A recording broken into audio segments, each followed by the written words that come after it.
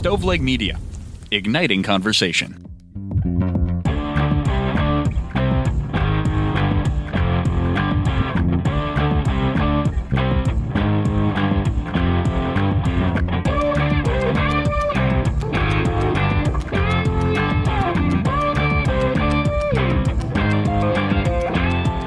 Welcome to True Crimecast, the Patreon edition. I am John, here with Jamie. How you doing, man? I'm all right, buddy. I'm all right. I got our names right today. All right. You did. That's good. It's a good start to an episode. I love it. So how you doing? Like, what's new? Any updates on cases? All that good stuff. Oh, that's a great question. I've kind of been all in lately on the new Karen Reed trial. It started last week and started off with a bang. I've been making some TikToks making fun of it because every time you get on social media, half of social media has one take on what just happened and the other half has a completely different take. And I'm like, how are you all watching the same trial? And help me remember what you think happened. Yeah, I think... You think Karen's guilty, or you think it was the other possibilities? This is the most I don't know situation I think I've been in. I think it's very possible she accidentally hit him. But I also think the people in the house are hiding something because they're being super shady. Like, why be so shady if you're not hiding something? Bro, you know I'm a rubbernecker. Like, if I see like police cars and ambulance at your house, I'm either driving up there or riding my lawnmower up there. Like, but there's not a scenario where I don't just figure out what's going on. Let's go with the scenario of she accidentally hit him with the car. The people inside the house knew it and still let him die. Everybody's guilty. Boom. It's like Agatha Christie novel. Like, everyone's a suspect, but we only have one person on trial. The Supreme Court just earlier today denied her last claim at trying to say that it would be double jeopardy to charge her again. So that's over.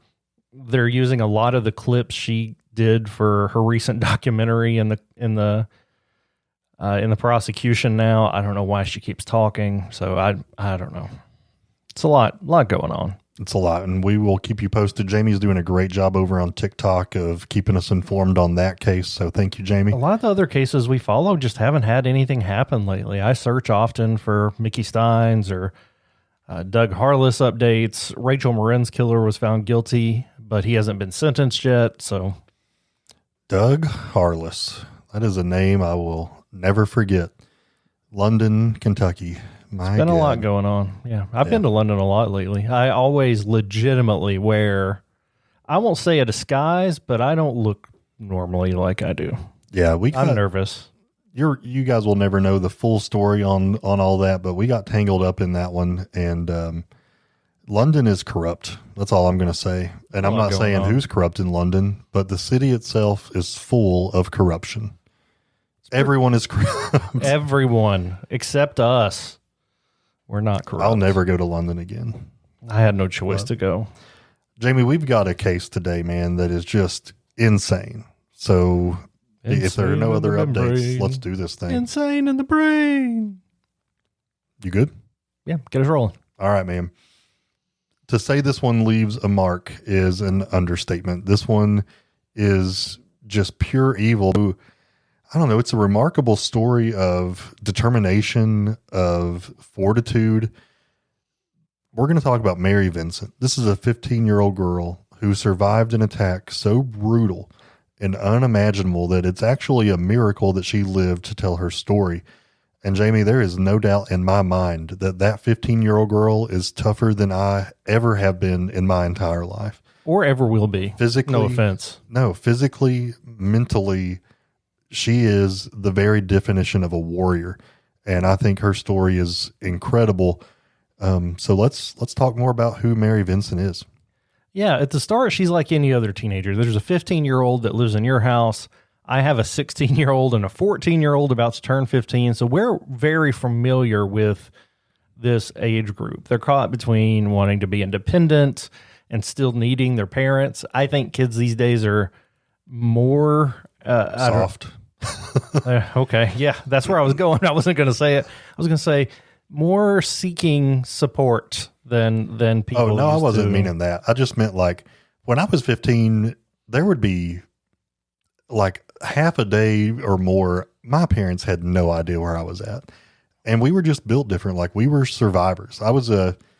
If there was a latchkey kid back then, it was me. I mean, I was cooking my own meals. I was taking care of my sister. My mom was like working her butt off to provide for us financially, which meant I was alone all the time. I legitimately thought you were about to say meth. I don't know why. Cooking my own meth? No, I was cooking my own meals. I've been rewatching Breaking Bad. Look at me, bro. Do I look like I'm eating meals or smoking meth? I mean, it's definitely meals. Great question. Yeah, but no, that's exactly what I meant. I feel like needy might not be the right word, but dependent. They're more dependent than they used to be. Absolutely. Mary wasn't somebody looking for trouble.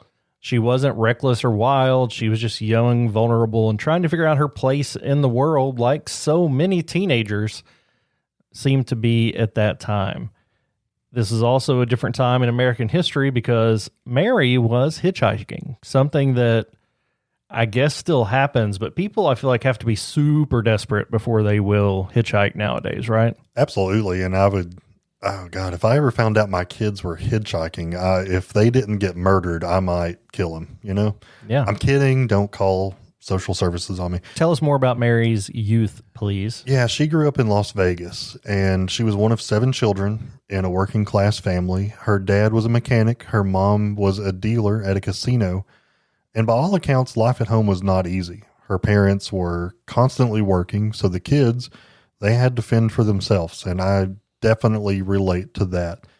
Mary was known for being independent, resourceful, strong-willed, even as a little girl. But like a lot of teenagers, she started feeling stifled. She wanted to get out more and wanted to have a life of her own, and she wanted freedom. And God, I remember that was one of the strongest emotions I can remember as a teenager, was just wanting freedom, wanting to not conform to the rules of my parents, but live my own life. And she also wanted a fresh start somewhere else. So she struck out on her own, or tried to. Yeah, she kind of felt invisible because there were so many kids in the house. Her family had so many things going on. She didn't get the attention she probably needed. And it's no surprise that she did run away. She left home with a boyfriend thinking that together they could figure out how to make life work. For a while, they lived out of a car in California. It wasn't ideal, but for Mary, she was out of the house. This was her idea, at least at the time, of freedom. It was possibility. It was the world was in front of her, and she felt good about herself. Even at 15, you know, you're out there trying to figure out who you are, and you're going to make your mark on the world, and that's what she was looking for. Quickly, though, things turned bad for her and her boyfriend as he was arrested for raping another teenage girl. And suddenly, Mary found herself all alone. And while she was craving independence, she was really trying to find her place with people because she had kind of been alone her own life. So she's alone again and kind of back in the same situation she was in before she left. Yeah. And I mean, golly, 15 years old, being completely alone like that.